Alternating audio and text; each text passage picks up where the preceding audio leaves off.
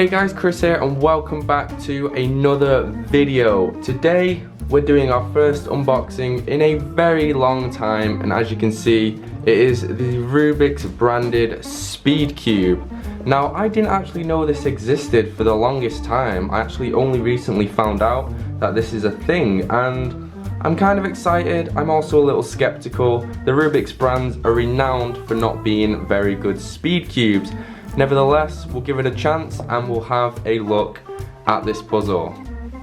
So like all Rubik's brands, this was quite expensive. I bought this on amazon.co.uk for £14. I imagine it'll be about the same in America, obviously with the exchange rate. But this is the puzzle itself. As you can see, we have the Rubik's Cube, a little stand, instructions, whatever that is, a vial of lubricant with a nozzle, 2 springs from what I can tell, or 2 sets of springs, and of course a screwdriver. Okay, so here is everything that is in the box. As I said, we have the cube with a stand, lubricant, screws, and actually washers. They weren't 2 sets of springs. So it seems that the springs we get, we just have to deal with whatever kind of resistance they give. I assume they give us 6 springs. I'm sure we'll find out very shortly. But first things first, I just want to see how this cube turns without any lubricant in it. And the interesting thing about this is it is the tiled Rubik's Cube as opposed to the stickered one. Rubik's has decided to do that in recent years. And the center caps have these little ridges on them, so I assume that's how you're going to get in and change the tensions. As of right now, it is not anything special whatsoever. That was a T-perm, I'll do it again.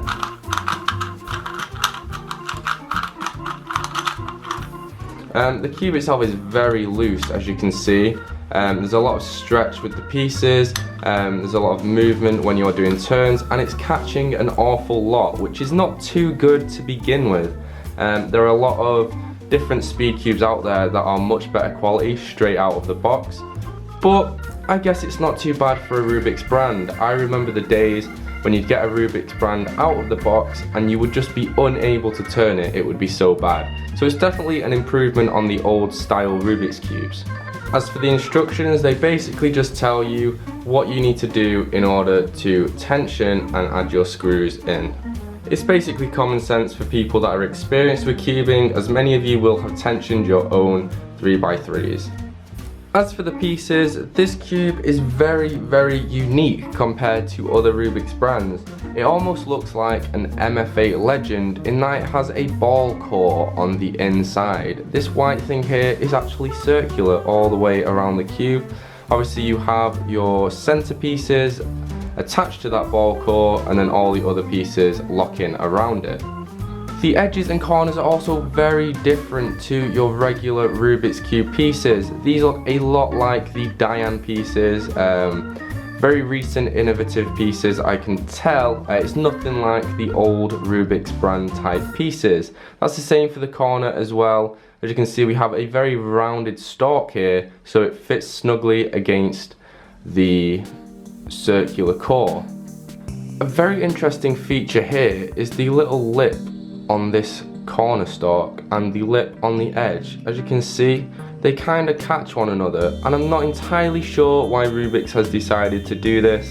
It doesn't really make much sense. If anything, it would just cause catching, but in terms of how they actually slide along from each other, it is quite a smooth transition. I just don't really understand this lip piece here. As for the center pieces, underneath the tiles we have a flat head screw.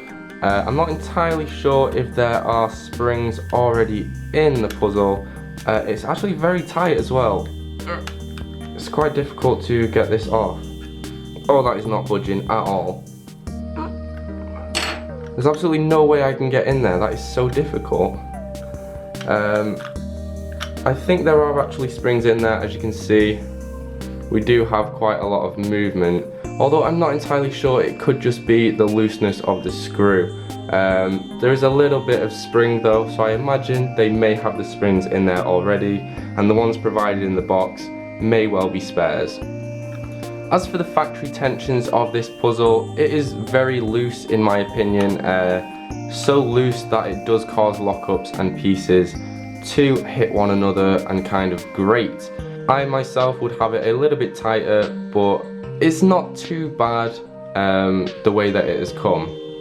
As expected with a Rubik's brand, it can't corner cut too much. The most it can do is about half a cubie. If you try and go any further, it just kind of does this, which is not very good.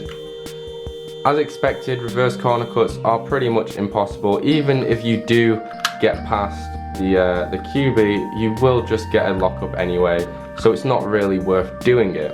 As for pops, with Rubik's brands, you don't really get popping, and I don't think you'll pop on this either. The pieces are really tightly connected, and if anything, you'll just get a lockup instead of a pop, which I suppose is a good thing. As for the lubricant, you get a small vial of it. It doesn't look like it will last too long. We're just going to take a look at it anyway. I'm going to put some into the puzzle. So you get this little green nozzle, that's quite nice, just slot that right on there. And let's get lubing. So to begin with, and just to test the consistency, I'm just going to put a little bit on the edge piece. Oh, there's quite a lot of resistance, so this is quite a high consistency lubricant. It is quite hard and viscous. I'm also going to put a tiny bit on this corner piece here, just so we can get it nice and worked in around the cube.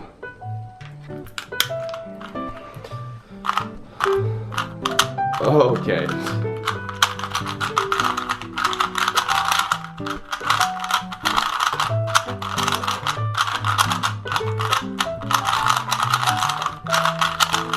Oh my gosh, that is an immediate, insane improvement just from putting a little bit of lubricant in.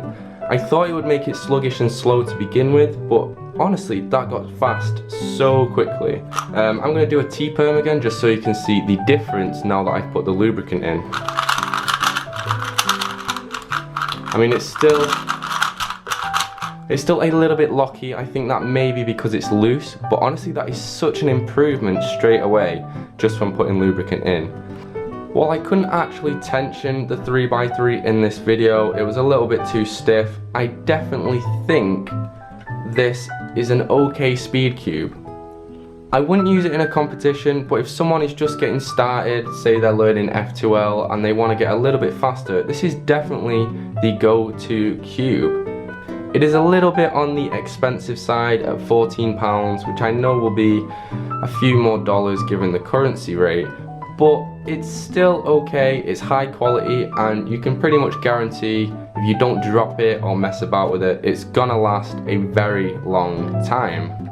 I must admit I was very skeptical about this cube. I didn't know what to expect and I didn't have high hopes, but honestly, just that little bit of lubricant has really done the trick, and it's definitely a much faster cube. Anyway guys, that is it for this video. This has been an unboxing / review of the Rubik's branded speed cube, and I'm actually very impressed. I think it's a really nice cube. I wouldn't use it for competing or really speed solving, but it's definitely a very interesting take on the first ever Rubik's cube. I think the ball core is a bit of an interesting choice, but I think it works, and I will probably have to tension it if I can and kind of get my own kind of thing going with it, but I definitely think this does have the potential to be a really good speed cube. Thank you so much for watching guys. If you've enjoyed, leave a like, leave a comment below, and then subscribe, and I will see you next time.